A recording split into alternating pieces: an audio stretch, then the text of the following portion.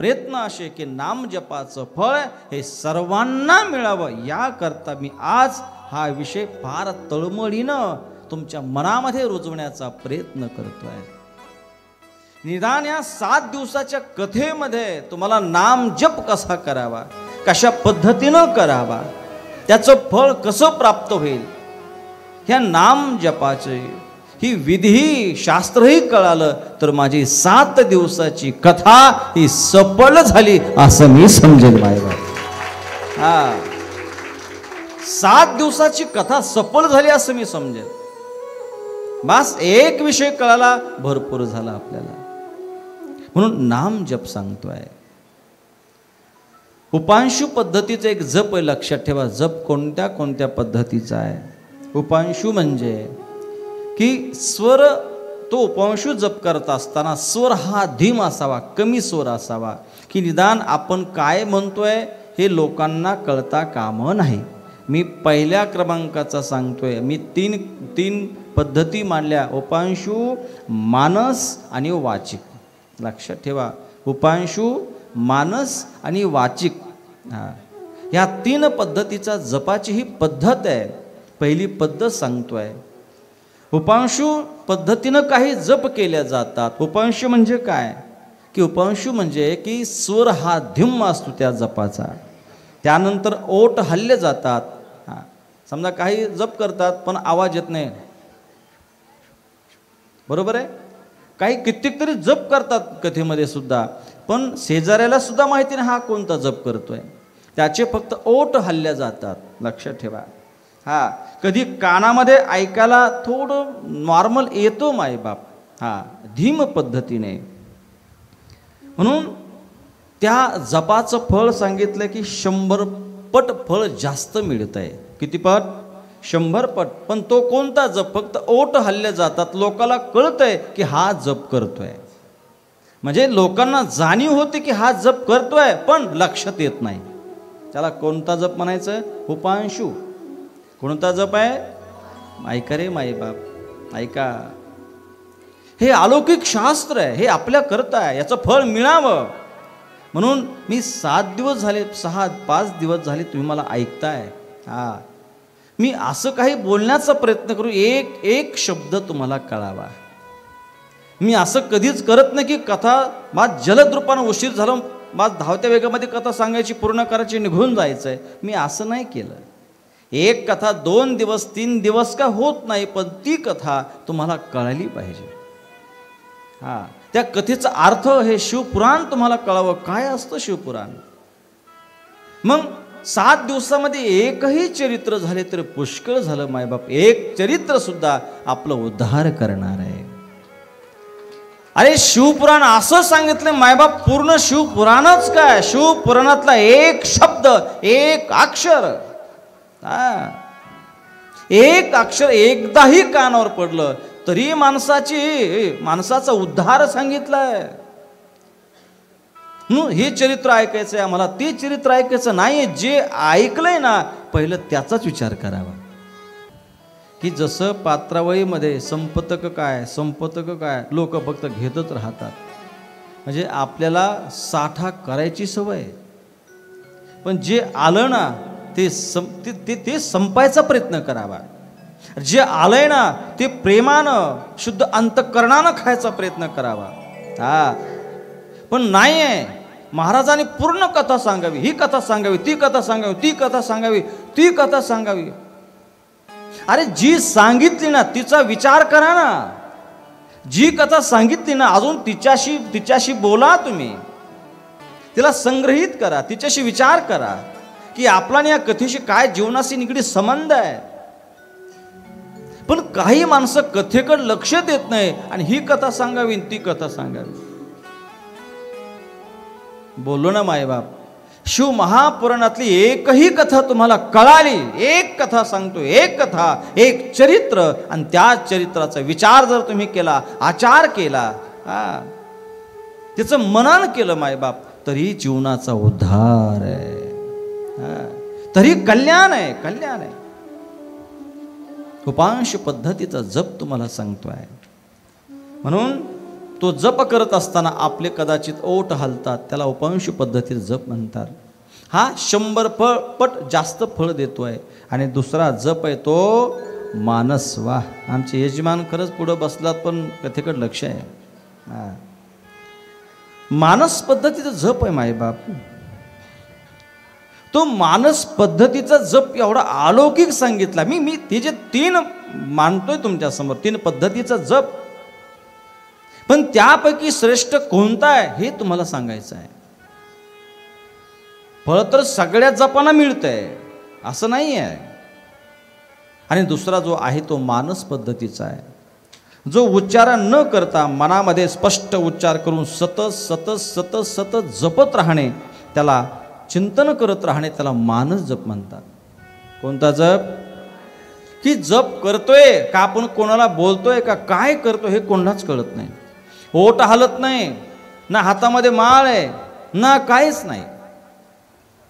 जसं मी तुम्हाला संवाद करतोय पण अंतःकरणात जप चालू आहे. तुम्ही मला बोलताय, कथा ऐकताय, पण तरीही जप चालू आहे.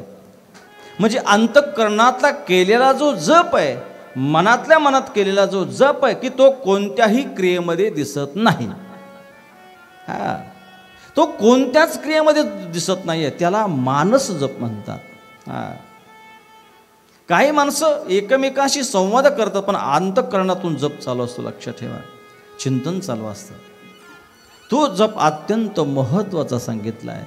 अत्यंत महत्त्वाचा, अत्यंत महत्त्वाचा. असं सांगितलं की उपांशू जपापेक्षा हे मानस पद्धतीचा जो जप आहे मायबाप, तो 1000 पट माणसाला फळ देतोय. किती पट? 1000 पट. नाही, तुम्हाला ओठ हलायची नाही, नका हलू, काही गरज नाही आहे. पण सर्वात श्रेष्ठ मानला गेला तो मानस पद्धतीचा जप आहे, की जेणेकरून तुमचे ओठ हलत नाही, काहीच नाही, काम चालू आहे, बोलणं चालू आहे, पण अंतःकरणात तो जप चालू आहे. हा अलौकिक जप आहे मायबाप. अरे किती सूट द्यावी भगवंताने, किती सूट द्यावी. मोठ्यानं जप करा, कामधंदे सोडा असं नाही आहे, पण मानस पद्धतीचा जप हा अलौकिक सांगितला. ना ओठ हलायची गरज, ना कोणती शक्ती, ना काय नाही, काय नाही, का ना कोणती एनर्जी. तुम्ही काम करत, लोकांना बोलत सुद्धा, संवाद करत सुद्धा अंतःकरणातून तो जप करू शकतात, त्याला मानस जप असं म्हणतात. आणि त्यानंतर तिसरा जप जो आहे तो वाचिक जप आहे. मग वाचिक जप कसा आहे? की वाणीद्वारा उच्चारण करतोय, त्याला वाचिक जप म्हणतोय. कसं? जसं मी ओम नमः शिवाय, ओम नमः शिवाय, ओम नमः शिवाय, ओम नमः शिवाय सगळ्या गल्लीनं त्या ठिकाणी जोरजोरात ओरडत येणे, हा, जोरजोरात भजन करणे, हा, ओम नमः शिवाय, ओम नमः शिवाय, ओम नमः शिवाय, रामकृष्ण हरी, रामकृष्ण हरी.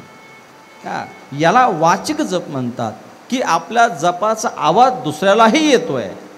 आपण कोणता जप करतो हे क्रियेमध्ये, हा, गाण्यामध्ये सगळ्यांना कळतोय, याला वाचिक जप म्हणतात. जसं आपण भजनामध्ये सुरुवातीला ओम नमः शिवाय हे भजन करतोय, हे वाचिक जप आहे मायबाप.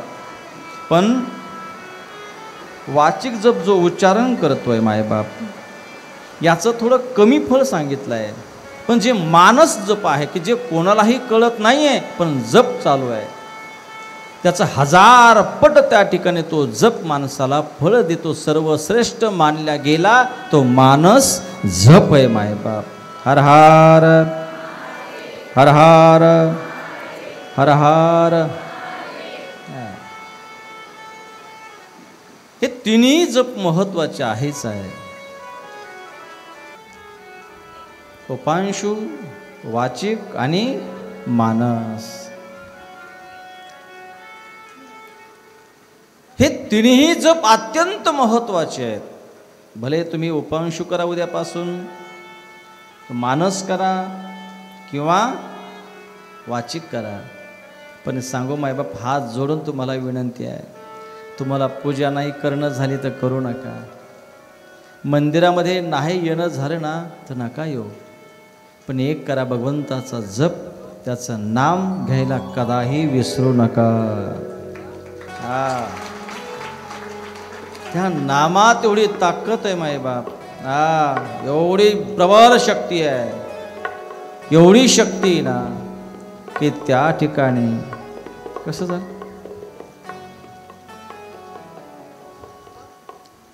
एक लिंग पुराणातला श्लोक तुम्हाला सांगतोय, पुरावा सांगतो. जे जप करतात ना, हे जपाचं काय फळ आहे? जे सतत त्या ठिकाणी ओम नमः शिवाय, ओम नमः शिवाय, ओम नमः शिवाय, नमः शिवाय, नमः शिवाय, नमः शिवाय, नमः शिवाय. काय सामर्थ्य त्या जपामध्ये आहे. तर भगवान त्या लिंग पुराणामधला मी श्लोक तुम्हाला प्रगट करतो मायबाप.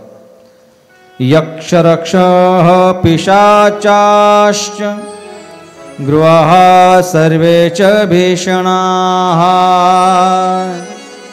जपिनं नोपसंपत्ति भयभीताः सम्मन्तः. वा वा. की जो जप करतोय ना, जो सतत त्या ठिकाणी बस नमः शिवाय, नमः शिवाय, रामकृष्ण हरी, रामकृष्ण हरी, रामकृष्ण हरी, काही काही राधा राधा राधा राधा राधा राधा राधा राधा असं सांगितलं नाही की तुम्ही फक्त ओम नमः शिवायच म्हणा, असं नाहीये मायबाप. ज्या देवतावर तुमची, ज्या देवताने तुमच्या हृदयामध्ये जे घर केलंय मायबाप, जशी तुमची श्रद्धा आहे त्या प्रमाणात जप करा. असं नाहीये तुम्ही राधे राधेचा जप करू शकता, असं नाही तुम्ही कृष्ण कृष्ण कृष्ण कृष्ण म्हणू शकता, असं नाही तुम्ही श्री विठ्ठल श्री विठ्ठल श्री विठ्ठल श्री विठ्ठल श्री विठ्ठल म्हणू शकता. काही म्हणा, पण जो तुम्हाला प्राप्त होईल त्याला एकच म्हणा की मला भोलेनाथाला पाहायचं आहे. बस. कोणाचाही जप करा, पण एकदा देव प्राप्त झालं की त्याला म्हणायचं की मला भोलेनाथाला पाहायचं आहे. पण मायबाप, जीवनातल्या अडचणी दूर करणार हे जप आहे. लिंग पुराणातलं पहा काय सुंदर पुरावा आहे. यज्ञ, यक्ष, राक्षस, पिशाच तथा भयंकर जे ग्रह आहे मायबाप, हे जप करण्याच्या, जो जप करतोय की जे जे जे यक्ष आहे, जे राक्षस आहे, जे पिशाच आहे, जे भयानक ग्रह जे माणसाच्या पाठीमागं लागलेत. तुम्हाला हा ग्रह आहे, कोणाला मंगळ ग्रह आहे, कोणाला बुध लागतो, कोणाला हे ग्रह आहे, आणि ते ग्रह माणसाला काही सुरू देत नाही आहे. मग कोणाचं त्या ग्रहामुळे लग्न होत नाही, कोणाच्या काय अडचणी येतात. तुम्हाला मंगळ आहे, मग असं असं करावं लागतं. मंगळ काढण्याकरता कितीतरी खर्च येतोय, यज्ञ करावं लागतात. पण हे माझं लिंग पुराणातला हा पुरावा तुम्हाला सांगतोय. हे लिंग पुराण एवढं सुंदर आणि अलौकिक सांगितलं. जो जप करतोय ना, जो जप साधना करतोय ना, की त्याला असं सांगितलं, जर हे बघा भीती अजिबात मनात आणायची नाही. जो जप करतो, जो साधना करतोय, त्यानं बिनधास्त राहावं. त्याला भिण्याचं कारण नाहीच आहे मायबाप. का? जपीन नोपसंपत्ती भयभीताः संपतः, की त्याला भिण्याचं कारणच नाही मायबाप. कारण जपात ताकद शक्ती अशी आहे की यक्ष, राक्षस, पिशाच, भयंकर जे ग्रह आहे मायबाप, जो जप करणाराच्या जवळ सुद्धा ते येत नाही. जे साधना करतात, जप करतात, हे भयंकर जे राक्षस आहेत मायबाप, हे ग्रह आहेत, त्या जप करण्याच्या साधकाच्या जवळ सुद्धा येत नाही आहे. जो जप करतो ना, बघा ना, त्याला कधी पत्रिका पाहायची गरज नाही, काही करायची गरज नाही आहे. सगळं चांगलं होऊन जातं. तुम्हाला एक सांगू का माझा अनुभव? मी सुद्धा कधी पत्रिका पाहिली नाही, कधीच नाही. विश्वास त्याच्यावर आहे. मी एक सगळ्यांना सांगतो मायबाप, वाईट दिवस आणि चांगला दिवस कधीच नसतो. हे तुमच्या मानसिकतेवर असतं.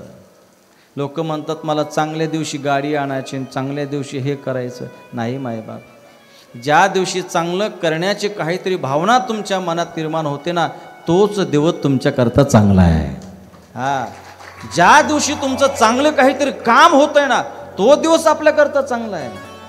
ज्या दिवशी काहीतरी चांगलं करण्याची भावना आपल्यामध्ये निर्माण होती, तो दिवस आपल्याकरता चांगला आहे. आज तुमच्या मनामध्ये पवित्र भावना आल्यात, आज काहीतरी चांगलं करावं अशा भावना निर्माण झाल्या, आज कोणती तरी वस्तू खरेदी करावी ही भावना निर्माण झाली. पण नाही ना, आज आमुष्य आहे, आज कसं करता, काय करावं? आज तर माझ्या मनात वाटलं होतं गाडी घरी घेऊन यावी, आज तर माझ्या मनात चांगले विचार निर्माण झाले होते, पण काय करावं, आज आमुषा आहे. अरे नाही रे बाबा, नाही रे बाबा. ज्या दिवशी तुझ्या मनात चांगले विचार निर्माण होतात का, ती आमुषा असो किंवा काही असो, तो दिवस तुझ्याकरता चांगला आहे. हा, तो दिवस तुझ्याकरता चांगला आहे. पण नाही, आपण जाऊ सांगा बरं बाप्पा, आम्हाला असं असं करायचंय, घर बांधायला काढायचंय, कोणता दिवस चांगला आहे? नाही रे माई बाप. आणि आपण आहे ना, हे भोळे बावळे माणसं, त्यामुळे टाइमपास करून मागं राहिलो. हा, प्रत्येक गोष्टीला भविष्य, प्रत्येक गोष्टीला नाही रे. हा, आमोशासारखी पवित्र तिथी पुन्हा कोणती सांगितली नाही. काय तिथीमध्ये पवित्र ही अमावस्या सांगितली आहे. अति पवित्र, अति पवित्र. जो अमावस्याला साधना करतोय, जप करतोय, याग करतोय, हा, प्रत्येक दिवसाप्रमाणे अमावस्याला जो चांगली कामं करतोय, हा, जो पुण्यकर्म करतोय, त्याला दुप्पट फळ मिळतंय असं सांगितलंय. अमावस्या वाईट नाही आहे मायबाप. लोक अमावस्याला काही कामच करत नाही. अमावस्या म्हणलं नाही रे बाबा, शेतात जायचं नाही का, आज अमावस्या आहे. हे अज्ञान आहे मायबाप. अमावस्या ही पवित्र तिथी आहे. आज योग ऋषी हे साधना जपी तपी जे होते ना मायबाप, हे सुद्धा अमावस्याला साधना करत होते. अमावस्या म्हणजे, अमावस्या कसं नाव पडलं काय? चंद्राच्या करोडो किरणापैकी एक किरण आहे. त्या किरणाचं नाव काय प्रमोदजी? आमा नावाचं किरण आहे. कोणत्या नावाचं? आमा नावाचं किरण आहे. ते अत्यंत महत्त्वाचं, अत्यंत पवित्र किरण आहे चंद्राच्या. आणि त्या किरणामध्ये, सूर्याच्या किरणामध्ये, आणि त्या किरणामध्ये त्या ठिकाणी हा चंद्र वास करतोय. कोणत्या किरणामध्ये? आमा नावाच्या किरणामध्ये हा चंद्र वास करतोय, म्हणून काय नाव पडलं? अमावस्या. ही पवित्र तिथी मानली गेली, अलौकिक तिथी मानली गेली. मायबाप असं सांगितलंय की पितृदोष आपल्याला लागू नये असं वाटत असेल तर फक्त अमावस्याला पित्र घालावी. सर्वश्रेष्ठ सांगितलं गेलं मायबाप. हा, जो अमावस्याला पित्र त्या ठिकाणी श्राद्ध घालतो ना, 1 वर्षभर ते पित्र संतुष्ट राहतात. हा, 1 वर्षभर. पितृपक्षामध्ये सुद्धा जर तुम्ही अमावस्याला जर त्या ठिकाणी आपल्या गेलेल्या पित्रांना जर तुम्ही अन्नदान केलं, जीव घातलं, तर 1 वर्ष ते संतुष्ट. 1 वर्ष फक्त बरं का, हा, 2 वर्ष, 1 वर्ष ते संतुष्ट राहतात. आणि कायमचे संतुष्ट करायचे असेल, ज्या घरामध्ये त्या ठिकाणी शिव महापुराण भागवत ग्रंथ आहे, पुन्हा पितृदोष लागतच नाही मायबाप. हा, पुन्हा पितृदोष लागत नाहीये. ज्या घरामध्ये भगवंताचं नाम जपल्या जात आहे, सत्संग आहे, त्या घरातले पितर संतुष्ट असतात. लक्षात ठेवा, संतुष्ट असतात. म्हणून जप अत्यंत महत्वाचा आहे, अत्यंत महत्वाचा आहे. मी सांगतोय 3 प्रकारचा जप आहे. 1 उपांशु, 2 क्रमांक मानस, 3 क्रमांक वाचिक जप. त्यानंतर सांगितलंय मायबाप की जप करण्यानं हे जे जे वाईट ग्रह असते मायबाप, ते सुद्धा जप करणाऱ्याच्या जवळही येत नाही. एवढा श्रेष्ठ हे नाम साधन आहे. पुढे सांगितले लिंग पुराणामध्ये. कोणाकडे लिंग पुराण असेल तर बघा, पान क्रमांक 424 मध्ये दिलेलं आहे. फार सुंदर आहे. जपेन पापम शमयेद शेषं, जपेन पापम शमयेद शेषं, यत्कृतं जन्म परंपरास, जपेन भागान जयते च मृत्युं, जपेन सिद्धिं लभते च मोक्षं.